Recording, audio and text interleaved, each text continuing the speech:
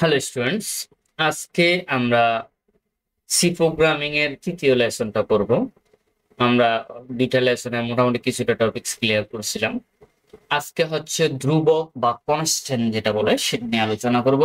আমাদের এটা অনেক গুরুত্বপূর্ণ একটা জিনিস, কারণ ধ্রুবক বা কনস্ট্যান্ট যদি ঠিক মতো না থাকে তাহলে এখানে ডিক্লারেশনের ক্ষেত্রে গিয়ে আমাদের একটু ঝামেলা হতে পারে। সেজন্য আমরা প্রথমে ধ্রুবক বা কনস্ট্যান্ট গুলো একটু ভালো করে জানি। প্রথমে আসো ধ্রুবক।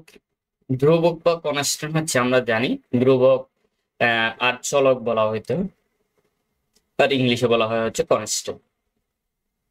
ধ্রুবক বা কনস্ট্যান্ট হচ্ছে যে রাশির মান আসলে পরিবর্তন হয় না তাকে ধ্রুবক বলে। আমরা যেমন পায়ের মানটা জানি, আমরা ম্যাথ ইউজ করতাম, পায়ের মানটা হচ্ছে 3.14 ধ্রুবক বা সংখ্যা ক্যারেক্টার যে কোনো রাশি হতে পারে, সংখ্যা হতে পারে, রাশি হতে পারে। সি প্রোগ্রামে ব্যবহৃত কোনো ডেটাকে ধ্রুবক হিসেবে ঘোষণার জন্য শুরুতে ডিফাইন কিওয়ার্ড ব্যবহার করতে হয়। যেমন ডিফাইন দিয়ে আমরা পাই জন্য পিআই, এটা ছোট হাতেরও দেওয়া যাবে, সমস্যা নেই। 3.1416টা ফিক্স করে দিবে। এটা কোথায় ব্যবহার করতে হবে সেটা আমি একটু দেখাই। প্রোগ্রামিং এ আমরা হ্যাশট্যাগ গুলার ব্যবহার এর আগের ক্লাস আলোচনা করছি। এই হ্যাশট্যাগের পরে আমরা কি করব, এই যদি কোনো ধ্রুবক বা কনস্ট্যান্ট থাকে আমরা চাইলে সেটা উপরে ডিক্লারেশন করতে পারবি। সেটা হচ্ছে ডিফাইন দিয়ে পিআই লিখলাম, পিআই লিখে 3.1416। জাস্ট এইভাবে করে কোনো ধ্রুবকের মান থাকলে, মানে যে মানগুলো সাধারণত চেঞ্জ হয় না, সেগুলোকে আমরা কি বলতেছি, ধ্রুবক। এরকম যদি কোনো মান আমাদের প্রোগ্রামিং এ প্রয়োজন হয় তাহলে আমরা কি করতে পারবো, এই হ্যাশ ইনক্লুডের পরে হ্যাশ ডিফাইন দিয়ে ওই মানটা ফিক্স করে দিব। এবার আমাদেরকে যেখানে যেখানে ফাইল লাগবে, আমরা যখন মনে করো সূত্রের মধ্যে ফাইল লাগতেছে, তাহলে আমরা এখানে নিচে ব্যবহার করতে পারবো। তাহলে আশা করি ধ্রুবকটা বুঝছো তোমরা। এরপর হচ্ছে ধ্রুবকের পরে যেটা জানতে হবে সেটা হচ্ছে এই যে কনস্ট্যান্ট ব্যবহারের নিয়ম বা ধ্রুবক ব্যবহারের নিয়ম। প্রতিটি কনস্ট্যান্টে কি থাকতে হবে, একটা নাম থাকবে, যেমন আমরা পাই দিলাম। তারপর কনস্ট্যান্ট ঘোষণার সময়, এটা ছোট দেখা যাবে, আমি স্লাইড শুতে যাই তাহলে বুঝতে সুবিধা হবে। দেখো, কনস্ট্যান্ট ব্যবহারের নিয়মের মধ্যে কি প্রতিটি কনস্ট্যান্ট অবশ্যই কি থাকবে, একটা নাম থাকতে হবে। এরপর হচ্ছে কনস্ট্যান্ট ঘোষণার সময় তার মান নির্ধারণ করে দিতে হবে। যেমন আমরা নির্ধারণ করে দিলাম কি 3.1416। এরপর প্রোগ্রামের নির্ধারণের সময় কোনো অবস্থাতে মান পরিবর্তন করা যাবে না, মানে পরে গিয়ে আর রানিং এর ভিতরে গিয়ে, মানে যখন ফাংশনে ব্যবহার করব তখন আর কোনো মান পরিবর্তন করা যাবে। এরপর প্রয়োজনে প্রোগ্রামে যে কোনো জায়গায় কনস্ট্যান্ট ব্যবহার করা যায়। আমরা চাইলে উপরে ব্যবহার করছি, আমরা নিচেও যে কোনো জায়গায় কনস্ট্যান্ট ব্যবহার করতে পারবো, এটার জন্য সমস্যা নেই। আমি উপরে ডিফাইন দিয়ে হলে, হ্যাশট্যাগ ডিফাইন দিয়ে হলে উপরে, আর নিচেও ধ্রুবক ব্যবহার করা যায়, এটা অন্য সিস্টেমে ব্যবহার করতে হয়। তারপর হচ্ছে কনস্ট্যান্টের মান প্রদর্শনের জন্য উপযুক্ত ফরম্যাট স্পেসিফায়ার ব্যবহার করতে। তোমরা হয়তো এখন ফরম্যাট স্পেসিফায়ার জানো না, মান এটা আমি পরে দেখাবো যখন করবো ফরম্যাট স্পেসিফায়ারটা। এরপর আসো চলো, যেটার মান পরিবর্তন হয় সেটা ধ্রুবক, আর সরি, মান পরিবর্তন হয় না সেটা হচ্ছে ধ্রুবক বলছি, আর যেগুলোর পরিবর্তন হয় সেগুলো হচ্ছে চলক। এবং প্রোগ্রামের কোনো একটি নাম দিয়ে যদি তার অধীনে ডেটা রাখা হয় তবে ওই নামকেই চলক বলে। ডিক্লারেশনের উপর ভিত্তি করে ভেরিয়েবল সাধারণত কয় প্রকার, একটা হচ্ছে লোকাল ভেরিয়েবল হয়, আর একটাকে বলা হয় গ্লোবাল ভেরিয়েবল। এখন ভেরিয়েবল কোনগুলো, যেগুলো আমরা ওই সময় দেখিয়েছিলাম, এখানে যে দেখেছি ইন্টিজার, আমরা দুইটা সংখ্যা যোগফলের জন্য একটাকে এ ধরছি আর একটাকে কি ধরছি, বি ধরছি। তাহলে এগুলোকে বলা হচ্ছে ভেরিয়েবল। ঠিক আছে, মানে এগুলোর মানগুলো পরিবর্তন হবে। আমরা ইউজার থেকে সেটার মান কি হইতে পারে, 5 ও 10, দুইটি সংখ্যাগুলো কি হইতে পারে, 5 হইতে পারে, 10 হইতে পারে, ইচ্ছা মতো নেওয়া যাবে, মানে যেটা দরকার ইউজারে সেটা দিতে পারবে। সেই জন্য এগুলাকে বলা হচ্ছে ভেরিয়েবল, কারণ এগুলোর মান যে কোনো মান নেওয়া যাবে বা মানগুলো পরিবর্তনশীল হবে। তাহলে ভেরিয়েবল ডিক্লারেশনের নিয়ম বা আইডেন্টিফায়ার ডিক্লারেশনের নিয়ম, মানে এই আইডেন্টিফায়ার এগুলার একটা নাম দিয়েছি, নাম দিয়ে এগুলোর মধ্যে আমরা চাইলে কি, এটা ফাইভ একটা নাম, তাহলে এগুলাকে বলা হচ্ছে আইডেন্টিফায়ার। ঠিক আছে, আমরা এর আগের ক্লাসে বলছি আইডেন্টিফায়ার। তো এগুলোর মধ্যে, আইডেন্টিফায়ারের মধ্যে এখন হচ্ছে কি মান রাখবো সেটা এখন নির্ধারণ। আমরা আইডেন্টিফায়ারের নাম দেওয়া শিখেছি, এখন হচ্ছে ওই আইডেন্টিফায়ারের মধ্যে কি আমরা ধ্রুবকের মান রাখবো নাকি চলকের মান রাখবো। যেমন ফাই এর মান ক্ষেত্রে হচ্ছে ফিক্সড, এটা হচ্ছে ধ্রুবকের মান গ্রহণ করবে, আর এ বি হচ্ছে কিসের মান, চলকের মান হিসেবে গ্রহণ করবে। তাহলে এগুলো হচ্ছে ভেরিয়েবলের মান। এবার আসো ভেরিয়েবল, তাহলে বলা হয়েছে একটা লোকাল ভেরিয়েবল আর একটা গ্লোবাল ভেরিয়েবল। আর সেগুলোর একটু ব্যাখ্যা দেখি। কোনো ফাংশনের মধ্যে ভেরিয়েবল ডিক্লেয়ার করলে তাকে উক্ত ফাংশনের ভেরিয়েবল বলা হয়, এবং কোনো ফাংশনের মধ্যে ডিক্লেয়ার করা ভেরিয়েবল উক্ত ফাংশনের বাইরে ব্যবহার করা যাবে না। তাহলে লোকাল ভেরিয়েবল আর আর একটা আছে কি গ্লোবাল ভেরিয়েবল। গ্লোবাল ভেরিয়েবল হচ্ছে ফাংশনের বাইরে। আমি প্র্যাকটিক্যালে দেখাই তাহলে বুঝতে সুবিধা হবে।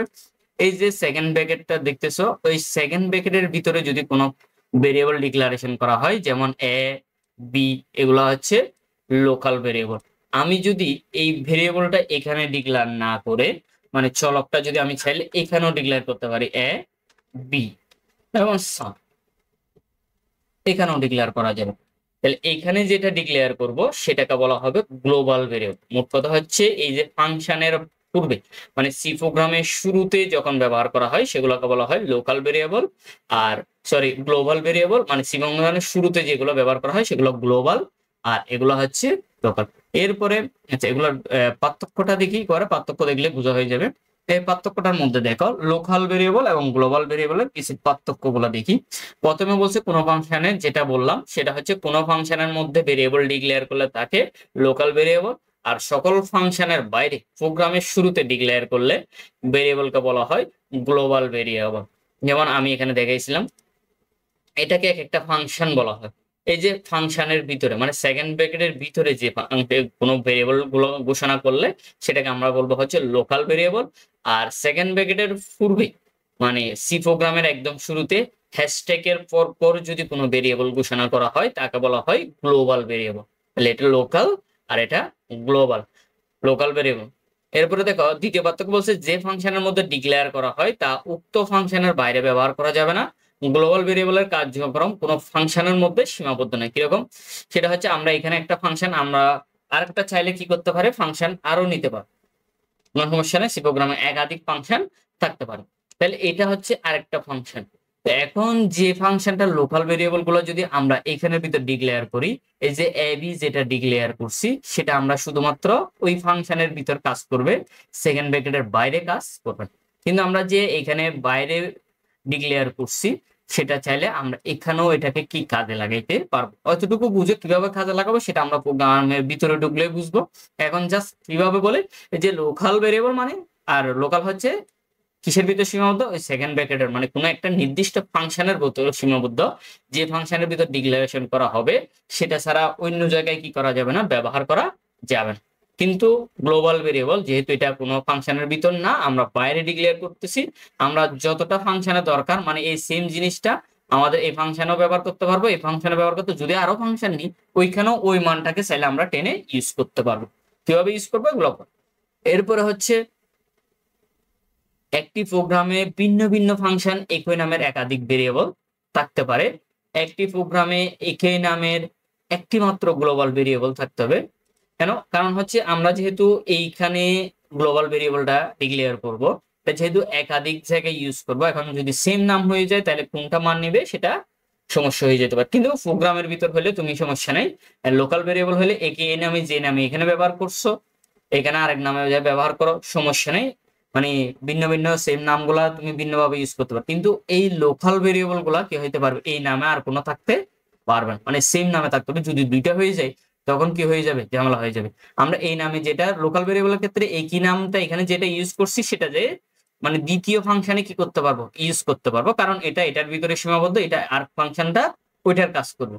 কিন্তু যেহেতু গ্লোবাল ভেরিয়েবল গুলা একই নামটা আমরা বিভিন্ন ফাংশনে ইউজ করব, এখন নাম যদি সেম হয়ে যায় তাহলে কার মানটা গ্রহণ করবে সেটা কি হয়ে যাবে, কনফিউশন হয়ে যাবে। সেজন্য বলা হচ্ছে কি লোকাল ভেরিয়েবল একটি প্রোগ্রামে ভিন্ন ভিন্ন ফাংশনের একই নামের একাধিক ভেরিয়েবল থাকতে পারে। লোকাল ভেরিয়েবলে চাইলে তুমি একাধিক ফাংশন নিতে পারো একই নামে, কিন্তু গ্লোবাল ভেরিয়েবলের ক্ষেত্রে তুমি এটা কি করতে পারবে না, একই নামে একটা মাত্র ভেরিয়েবল ঘোষণা করা যাবে।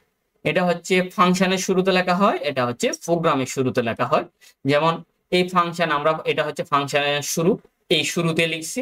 আর গ্লোবাল ভেরিয়েবলটা হবে কি এই কিসের শুরুতে, প্রোগ্রামের শুরুতে হবে। মানে আমাদের প্রোগ্রাম শুরু হচ্ছে এখানে, তাহলে প্রোগ্রামের শুরুতে হচ্ছে গ্লোবাল ভেরিয়েবল হবে আর ফাংশনের শুরুতে হয় লোকাল ভেরিয়েবল। তাহলে আমি আরেকবার রিভিউ করি। শর্টকাটে হচ্ছে কোনো ফাংশন যেটা কি করা হয়, যেটা ফাংশনের ভিতর ডিক্লেয়ার করা হয় তাকে বলা হবে লোকাল ভেরিয়েবল, আর ফাংশনের উপরে প্রোগ্রামের শুরুতে যদি ডিক্লেয়ার করা হয় তাকে বলা হবে গ্লোবাল ভেরিয়েবল। ঠিক আছে, তৃতীয়টা কি ছিল, কোনো ফাংশনের মধ্যে ডিক্লেয়ার করা উক্ত ফাংশনে মানে এখানে যেটা ডিক্লেয়ার করা হবে সেটা এটার ভিতরে সীমাবদ্ধ, এর বাইরে ব্যবহার করা যাবে না। কিন্তু গ্লোবাল যে ডিক্লেয়ার করব, গ্লোবালের জন্য যে ভেরিয়েবলটা ডিক্লেয়ার করব, সেটা চাইলে আমরা একাধিক ফাংশনে কি করা যাবে, এখানেও ব্যবহার করা যাবে, এখানেও ব্যবহার করা যাবে। 3 নাম্বার ছিল হচ্ছে একই ভিন্ন ভিন্ন একই নামের কি রাখা যাবে না। আমরা চাইলে এই লোকাল ভেরিয়েবল একাধিক নামে প্রত্যেক ফাংশনে একবার একাধিক নাম ব্যবহার করা যাবে, কিন্তু গ্লোবাল ভেরিয়েবলের ক্ষেত্রে একই নামে একটা মাত্র ভেরিয়েবল কি করা যাবে, গ্লোবাল ভেরিয়েবল ডিক্লারেশন করা যাবে। আর লোকাল ভেরিয়েবল অবশ্যই কি লেখা হয় হচ্ছে ফাংশনের শুরুতে, মানে এটা হচ্ছে ফাংশন, এই ফাংশনের শুরুতে ব্যবহার করা হয়। আর গ্লোবাল ভেরিয়েবল ব্যবহার করা হয় কিসের মধ্যে, প্রোগ্রামের শুরুতে, মানে একদম সি প্রোগ্রামের শুরুতে ব্যবহার করা হয়। আশা করি তোমাদের ক্লিয়ার হয়েছে। এরপরে হচ্ছে আমরা আরো কিছু আরেকটা বেসিক ক্লাস হবে আশা করি অপারেটরের উপর। এরপরে হচ্ছে আমরা একটা পূর্ণাঙ্গ আদর্শ প্রোগ্রাম লিখে তোমাদের সামনে করে দেখাবো। তারপর হচ্ছে আমরা এফসি প্রোগ্রামে যাব। ধন্যবাদ সবাইকে।